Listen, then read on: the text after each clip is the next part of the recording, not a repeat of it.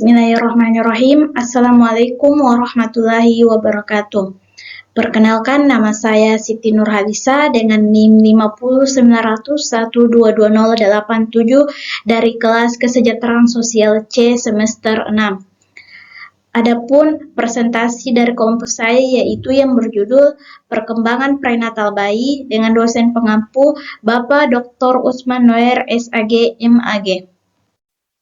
Baik, pada kesempatan kali ini saya akan menyampaikan atau menjelaskan tentang tahap perkembangan prenatal dan faktor yang mempengaruhi, di mana perkembangan prenatal adalah perkembangan awal dari manusia, dimulai dari pembuahan yang terjadi dari pertemuan sel sperma dengan sel telur. Sel telur yang telah matang dibuai oleh sel sperma yang matang yang akhirnya akan menjadi sel-sel baru dalam membentuk zigot. Masa prenatal bayi memiliki 6 ciri penting, di antaranya yaitu yang pertama, terjadinya pembauran sifat-sifat yang diturunkan oleh kedua orang tua, yang kedua, pengaruh kondisi dalam tubuh ibu, yang ketiga, kepastian jenis kelamin, yang keempat, pertumbuhan cepat, yang kelima, mengandung banyak bahaya fisik dan psikis, yang keenam, membentuk sikap-sikap yang baru diciptakan. Baik, selanjutnya yaitu tentang tahap-tahap perkembangan prenatal. Yang pertama yaitu tahap germinal. Tahapan germinal terjadi sejak pembuahan sampai 2 minggu, di mana zigot membelah diri dan menjadi lebih kompleks, kemudian menempel pada dinding rahim menjadi tanda awal masa kehamilan. Dalam waktu 36 jam setelah pembuahan, zigot memasuki masa pembelahan dan duplikasi sel cepat. Selanjutnya yang kedua yaitu tahapan embrionik, di mana tahapan kedua ini pada masa kehamilan dimulai dari 2-8 minggu. Organ dan sistem tubuh utama berkembang pesat.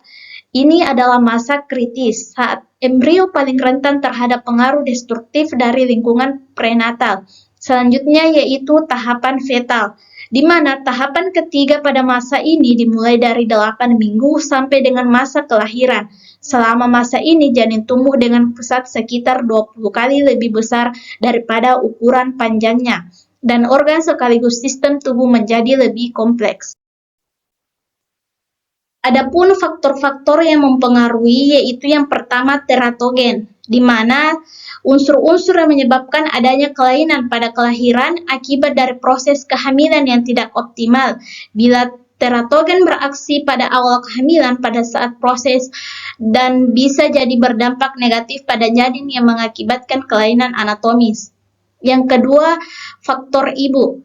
Ibu yang menjadi kunci utama sangat berpengaruh terhadap perkembangan janin, sehingga kondisi fisik dan psikis ibu harus dijaga agar janin berkembang dengan sempurna. Selain itu, penyakit dan kondisi ibu selama masa kehamilan bisa menyebabkan infeksi dan kerusakan selama proses kehamilan yang menyebabkan bayi lahir kurang sempurna. Selanjutnya yang ketiga yaitu faktor ayah. Ayah juga berperan penting pada perkembangan optimal janin. Perhatian dan kasih sayang seorang ayah kepada ibu akan membuat emosi ibu akan stabil, tenang, dan bahagia.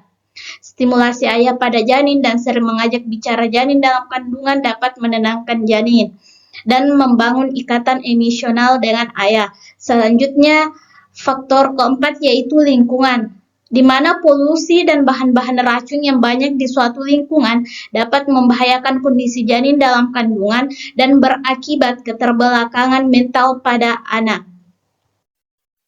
Baik, itulah pemaparan materi dari saya pribadi. Lebih dan kurangnya mohon dimaafkan. Saya ucapkan terima kasih. Arsyadanallahu binuril ilmi ila siratil mustaqim. Wassalamualaikum warahmatullahi wabarakatuh.